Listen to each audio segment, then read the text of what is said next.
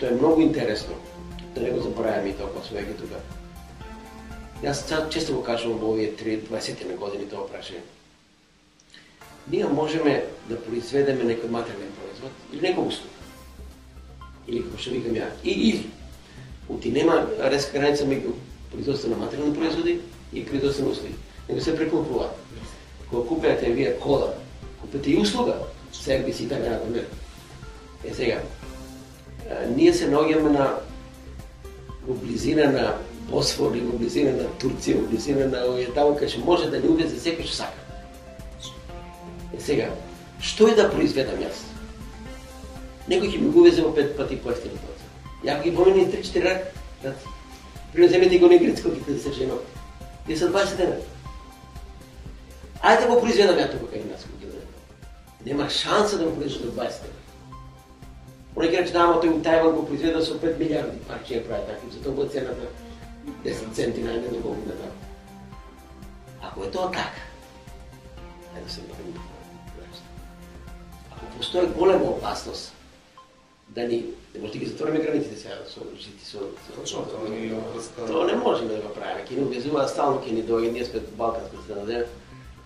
Тоа се базира на договори со Светската организација. Тоа има не може да се заустави. Така на колку и да правиме контрола, од Истанбул во како се вика тоа место Софија Илиенци, или како се вика Илиенци, пуно има пуно нема таму на Светската улица се вика на битка, да пуно производи, има кои што конфекцијски, како ќе сакате се има. Сега, ако постоje наводна опасност од увоз на материјални производи,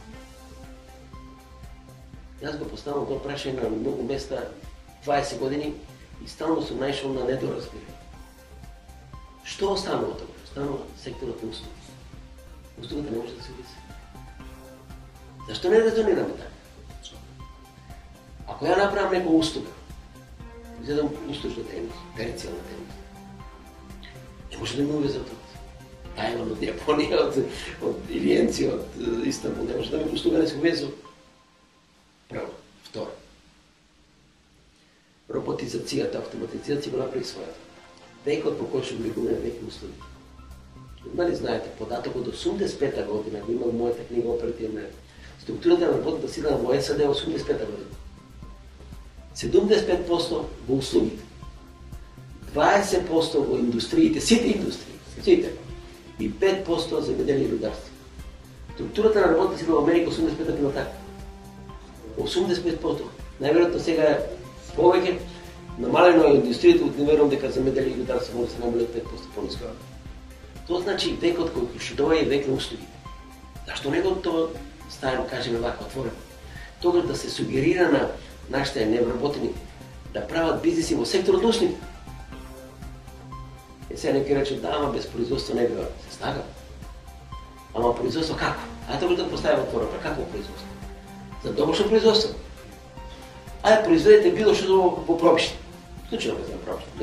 Нека ми извинат, може да биде и дебат, може да биде кичел, може да биде флорс, да. Кога 90% од луѓето се пензионери. Он има само, може да продава 2 бакалници, 2 продавници и толку. Што може да купи тој? Купуваната мукни е релативно ограничена. Сега, може нека вака да рече. Добро бе, професор Палев. А зашто не произведуваме материјални производи, ама за извоз? Мола. Тоа е друго прашање. Ама ако сакаме да произведуваме за извоз, тогаш квалитетот треба да го сонуваме и стануваме и легнуваме со борчата квалитет. А не е така. Не е така. Дефинитивно не е така. Квалитетот е категорија за која што ние сме скарани. Јавно го кажам тука пред сите, тоа го кажам 40 години, го кажам дека сме скарани. Ова скарани фигуративно. Јас сеќавам своевремено, до 30 години, еден наш македонец беше представник на Стопанска комора во Копенхаген, во Данска. Не бев кај него на гости, се знаеме.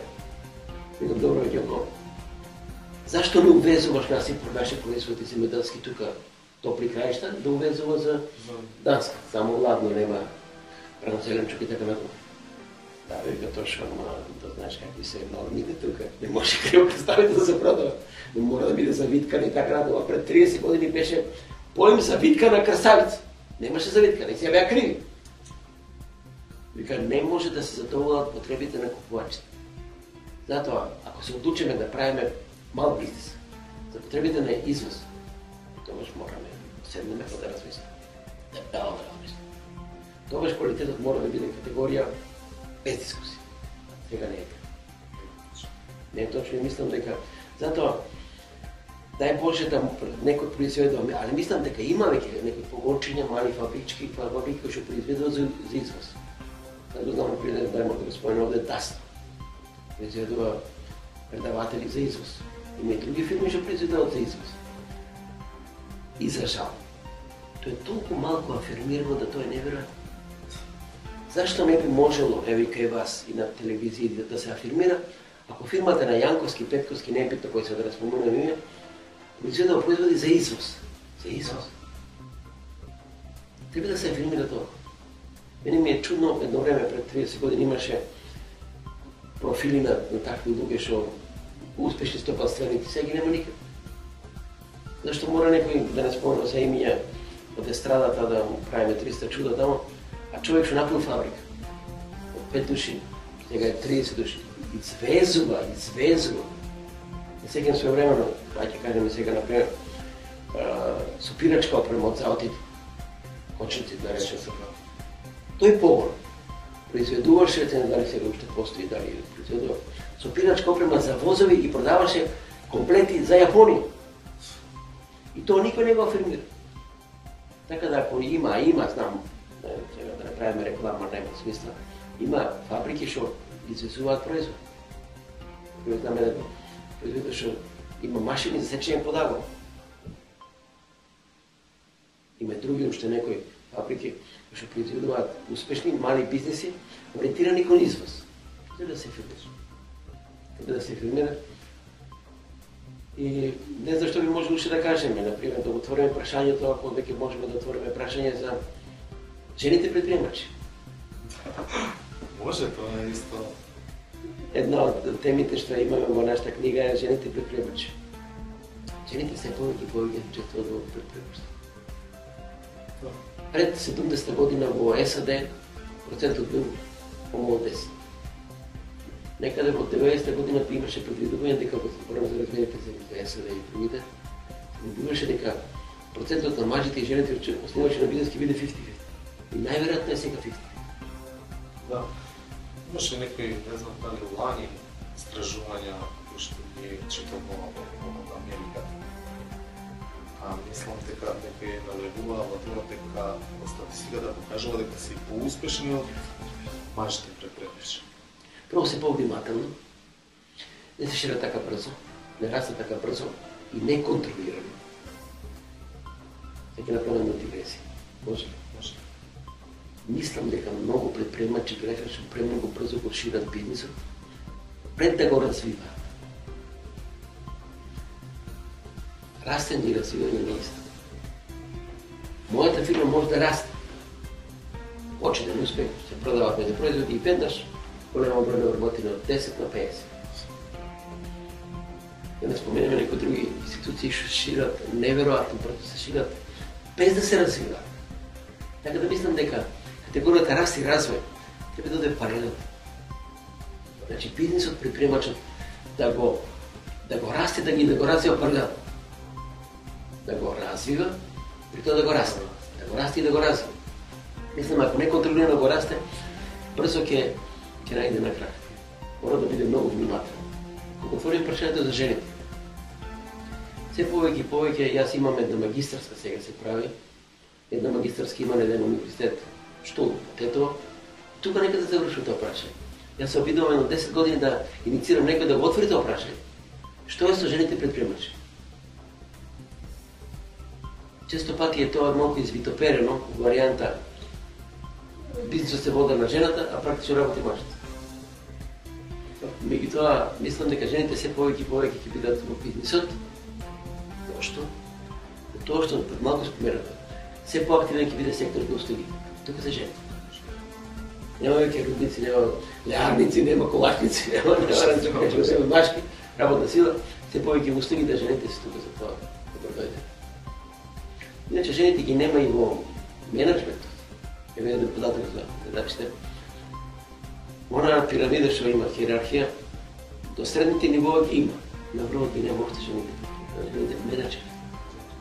И кај нас, само една жена во една фабрика за сладки производи, значи други нема.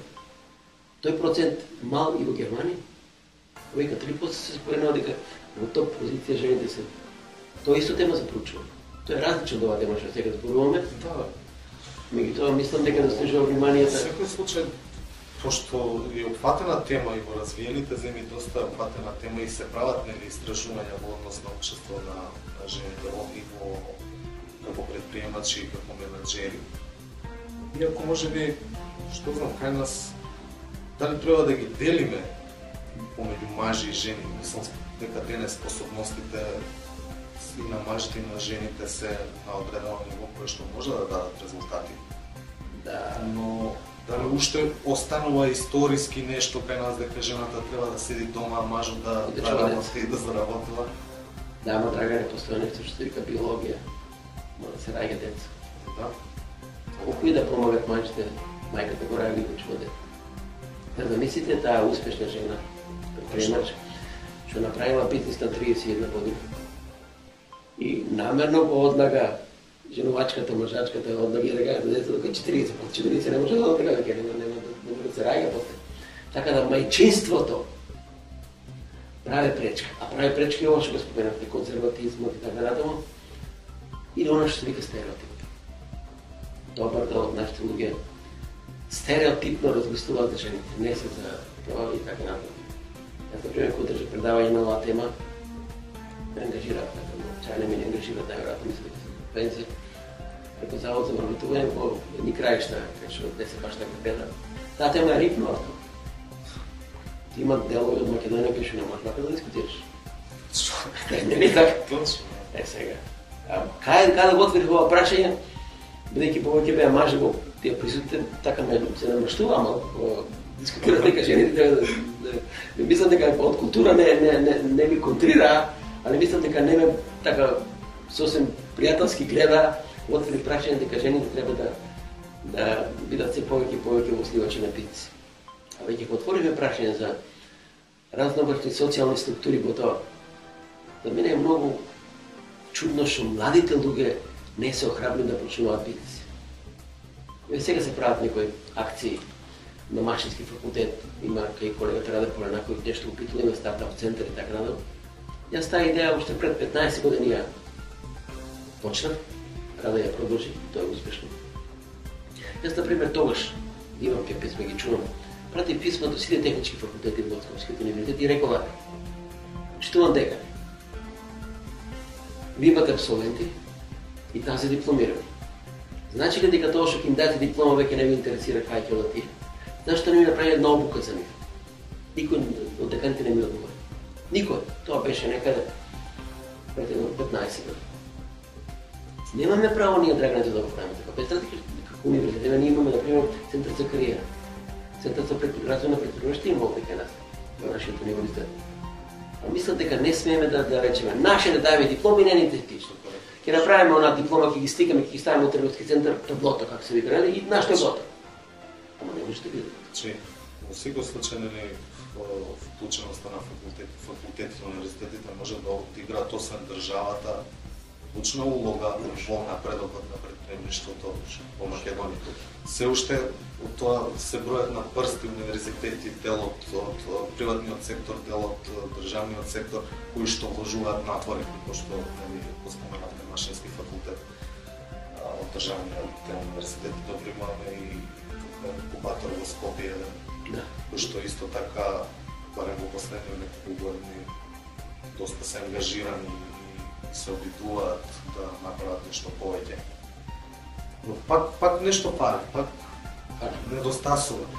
Еве, например, ајде, што мислите за тоа? Учествуваш на бизнес план натпревари, или еден бајца добива прва награда, не знам, 5000 евра. Во одреден дел може да помогне доста. Значи, 5000 евра, но за некој по бизнес кој што бара поголеми вложувања, како би можело тоа исто да се потикне некако? Ќе биде малку тешко. Прво, мислам дека малку работиме на таа проблематика. Мене ме радува што министерот за образование и наука, точно има министер-председник, покрена прашањето за отварање на посебна дисциплина во школите за предприемање, да го знае. Тоа е добро. Мислам дека децата од осмолетка во средна школа, хај скул, треба да бидат запознаени со можноста за да се сами вработуваат. Треба да се учат преку игри, преку ова целото, дека не важи она што важи се кога беа нивните родители. Кога беа нивните родители важи се правилото. Учи ако неке давно занати ќе работиш. Учи за да не работиш. Така беше.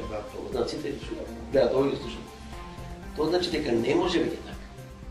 Сега треба да се научиме да креираме, да бидеме креатори на идеи.